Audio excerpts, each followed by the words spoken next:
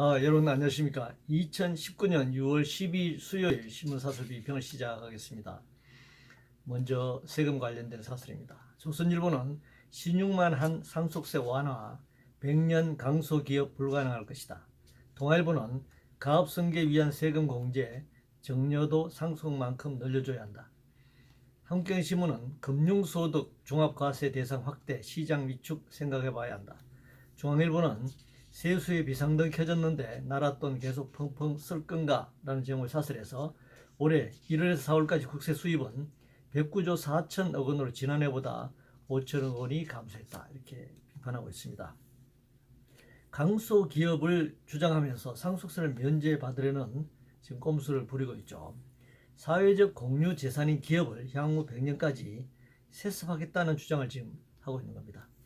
금융종합과세 확대를 시장 위축으로 몰아가는 것이나 재정 지출을 문제 삼는 것 역시 낮은 조세 부담률을 감추기 위한 전략이다. 이렇게 얘기할 수 있습니다. 세금을 상속 증여세를 깎으려고 하는 것뿐만이 아니라 조세 부담률을 높이는 것을 막기 위한 그런 여러 가지 방안으로 이런 입장들을 제출하고 있습니다. 한반도 비핵화 관련해서 문화일보는 싱가포르 쇼 재연 시도에 속아 CVID 흔들려서는 안 된다라는 제목의 사설에서 북핵 협상 재개 가능성 부상되고 있다. 견고한 대북 제재로 북한의 결단을 압박해야 한다 이렇게 주장하고 있습니다. 이건 뭐 문화일보류의 사설은 협상 자체를 부정하는 주장이죠. 북한을 제재로 압박해서 긴장을 고조시키고 한반도를 전쟁 분위기로 몰아가려는 이런 호전주의가 아니고서야 이런 주장을 할 수 없다 이렇게 생각합니다. 경제관료와 관련해서 매일경신문은 경제관료를 정권 하수인 아닌 브레인으로 대접하라 이렇게 주장하고 있는데, 그럼 재벌이나 자본의 하수인으로 대접하라는 것인가? 이렇게 역으로 묻고 싶네요. 일자리 관련해서 한국경신문은 글로벌 스탠다드 일자리 환경 만드는 게 먼저다라는 제목의 사설에서 규제 철옹성을 깨는 일부터 해야 한다. 문화일보는 좋은 일자리 줄었는데 늘었다는 청와대 혹세 무민 아닌가? 라는 제목의 사설에서 새로운 일자리 상당 부분은 무려 50조 원의 나라 돈을 퍼부어 급조한 세금 알바일 뿐이다. 고용률, 청년 취업률, 청년 체감 실업률 수치를 들이대면서 이런 비판을 하고 있습니다. 지난 20여 년 동안 신자유주의 정책을 위한 규제 철폐 결과가 오늘날 일자리 문제로 나타났죠. 그런데 무슨 소리를 하고 있는지 지금 이해가 되지 않습니다. 그리고 통계를 가지고 일자리 상황을 말할 때는 동일한 기준점을 가지고 비교해야 합니다. 자기의 유리한 기준과 수치로 말하는 것은 정치 입장일 뿐이죠. 이것은 정부나 이걸 비판하는 언론이나 다 마찬가지라고 생각합니다. 수소경제 관련해서 동아일보는 일본보다 2년 늦게 시도한 건 수소경제 머뭇거릴 시간 없다. 빨리 수소경제 쪽으로 전환하라 그런 얘기죠. 그런데 이 수소경제로 자리 잡기 위해서는 기술적 측면에서 안전을 확보하는 것이 굉장히 중요한 문제입니다. 안전이 담보되지 않는 수소경제는 수소폭탄을 만드는 것과 같은 것이죠. 여기저기 수소폭발과 관련된 사고가 지금 빈발하지 않습니까? 재정정책 관련해서 한국경제신문은 일본을 잃어버린 20년 교훈 새겨야 할 재정 확장 정책이라는 제목을 사설해서 일본 경제 오진하고 재정 퍼부어 국가 채무 비율이 233%에 달한다. 파격적 규제 철폐로 활력을 회복해야 한다.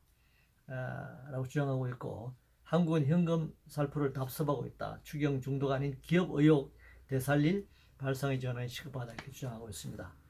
그동안 우리나라 언론들은 아베노믹스를 통해 일본 경제가 성장하고 일자리가 늘어났다고 난리를 쳤죠. 그런데 왜 이런 통계를 말하지 않았을까요? 결국 일본 경제 성장이 빚잔치란 말 아닙니까? 부자들에게 세금 걷지 않는 활성화는 부채를 늘리는 것이고 결국 국민들 부담으로 돌아갈 수밖에 없습니다. 미중 무역 전쟁 관련해서 조선일보는 미국 편, 중국 편에 앞서 기업 편부터 돼야 한다 이렇게 주장하고 있습니다. 미국과 중국 편이 아니라면 한국 편에 써야지 왜 기업 편에만 쓰죠? 한국 내에는 기업뿐만 아니라 가게도 있고 노동자, 소비자, 다양한 이 개국개청이 존재하는데 말이죠. 미국 중국 편에 쓰지 않으려면 기업 편에 써라. 이건 뭐 전혀 앞뒤 맥락이나 논리적으로도 맞지 않습니다. 탈원전 관련해서 조선일보는 ESS 태양광 풍력 발전용 에너지 저장 장치 화재 원인 규명에 실패했는데 또 구멍 뚫린 탈원전 도박을 하고 있다 이렇게 비판하고 있고, 매일경제신문도 태양광 과속이 불은 ESS 화재라는 제목의 사설에서 역시 탈원전을 비판하고 있습니다. 대체 에너지 개발을 위한 투자를 늘리고 기술을 개발할 문제이지 초기 발생한 문제 때문에 핵발전을 계속해야 한다고 주장할 문제는 아니죠.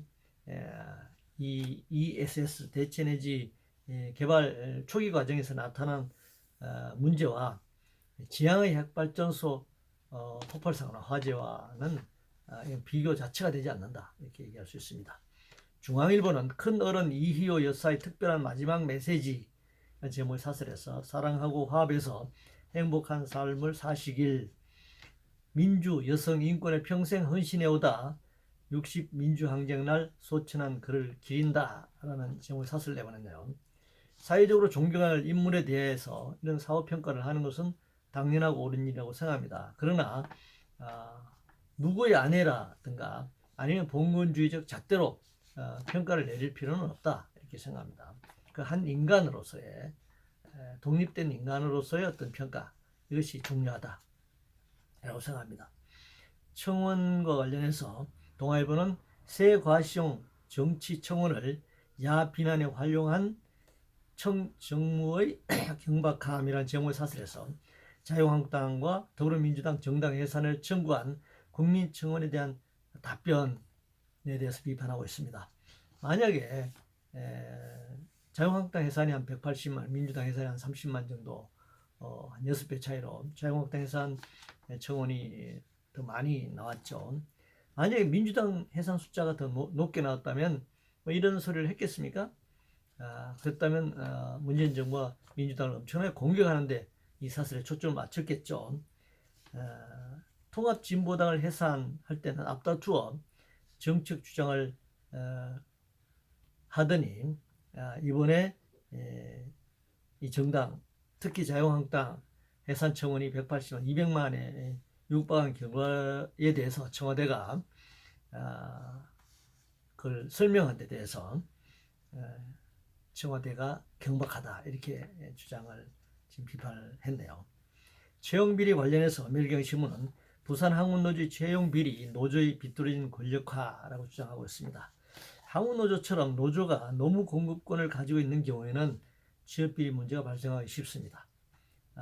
뭐 그렇다고 하더라도 이것을 노조의 권력화로 볼 것이 아니라 권력화 이전에 불법 행위다, 불법이다 이렇게 그 초점을 맞추는 것이 중요하다고 생각합니다. 축구와 관련해서 문화일보는 한국 축구사 새로 쓴 U20 월드컵 결승 진출 쾌거에 대해서 뭐 여러 가지 칭찬과 높은 평가를 했습니다. 한국 축구 수준이 뭐 높아졌다고 할 수 있습니다. 그러나 축구를 스포츠로서 즐길 수 있는, 그게 초점이 맞춰져야 하는 것이지 불필요하게 애국심을 불러 일으킬 필요는 없다라고 생각합니다. 이상으로 2019년 6월 10일 수요일 신문사설 비평을 모두 마치겠습니다.